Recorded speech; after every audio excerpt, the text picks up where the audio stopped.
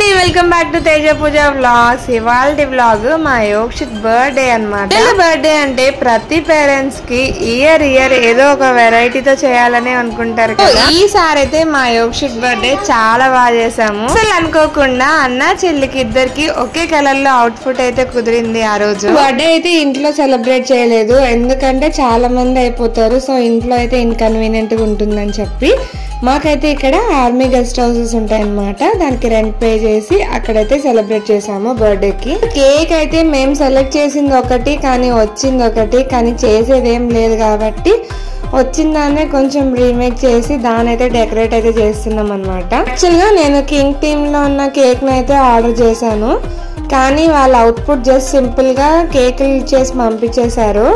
అప్పటికప్పుడు ఏం చేయాలో అర్థం కాక మేమే దానికి ఎదురుగా అలాగా డెకరేషన్ అయితే చేసుకున్నాం. బర్త్డేకి అయితే ఊరు నుంచి అయితే మా తమ్ముళ్ళు ఇంకా మా తమ్ముడు వైఫ్ అయితే వచ్చారనమాట బర్త్డే పార్టీకి. ఇంకా వాళ్ళు వచ్చిన తర్వాతే బర్త్డేకి అయితే ఒక కళ వచ్చింది. ఎంతైనా మన వాళ్ళు మన పార్టీలలో ఉంటే చాలా బాగుంటది కదా. అంటే ఇక్కడ ఏంటి, ఆర్మీ ఫ్యామిలీస్ లో అందరు ఇండివిజువల్స్ గానే ఉంటారు, సో ఎంతైనా ఆర్మీ ఫ్యామిలీస్ తోనే సెలబ్రేట్ చేసుకోవాలి బర్త్డే, యానివర్సరీ అలాంటివి. కానీ మన వాళ్ళు మన ఫ్యామిలీ మెంబర్స్ అంటూ ఉంటే ఇంకా హ్యాపీ అనిపిస్తుంది కదా. ఇప్పుడైతే కేక్ కటింగ్ కోసం అయితే రెడీ చేస్తున్నాం అనమాట. ఒకవైపు అన్ని అరేంజ్మెంట్స్ మేము చేస్తుంటే ఇక్కడ మా యోక్షిత్ ఇంకా క్రిష్క కేక్ మీదనే పెట్టారు మొత్తం ఫోకస్. ఎవరు చూడకపోతే దాన్ని తినేయడం అట్లా చేస్తున్నారు అనమాట ఇద్దరు. ఇక్కడ కేక్ కటింగ్ కి కొంతమంది ఉన్నారు, ఇంకా చాలా మంది ఉన్నారు అనమాట. వాళ్ళు ఇంకొక రూమ్ లో అయితే ఉన్నారు. సో మెయిన్ గా లేడీస్ అయితే ఉన్నారు ఇక్కడ కేక్ కటింగ్ కోసం.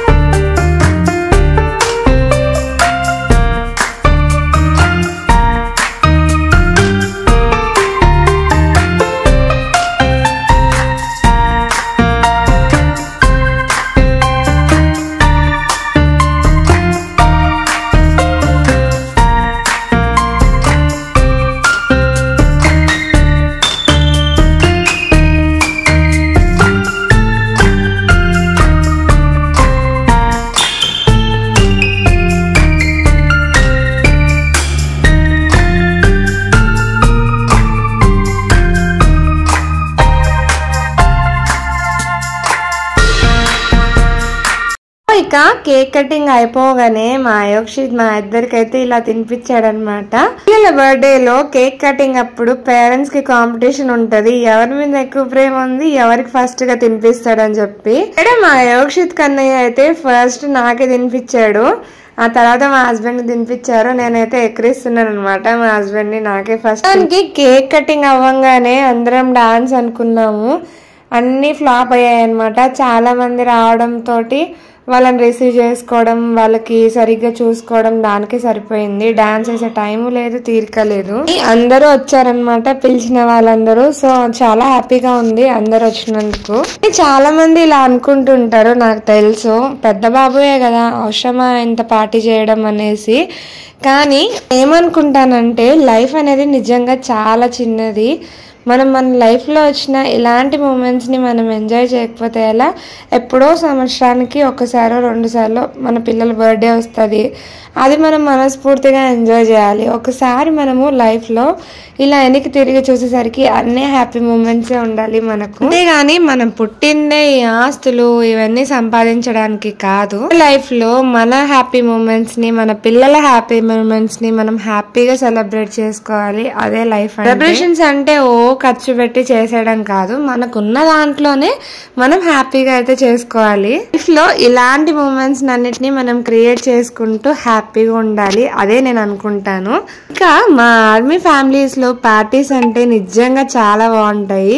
మనం ఎంత ఖర్చు పెట్టి పార్టీస్ చేస్తున్నా కూడా వచ్చే వాళ్ళు ఉత్తగానే రారు, వస్తూ వస్తూ ఏదో గిఫ్ట్ ఏదో ఒకటి తీసుకొని వస్తారు. ఆ గిఫ్ట్స్ అన్ని చూసి పిల్లలు నిజంగా చాలా ఎగ్జైటింగ్ అయితే ఫీల్ అయ్యి చాలా హ్యాపీగా ఉంటారనమాట.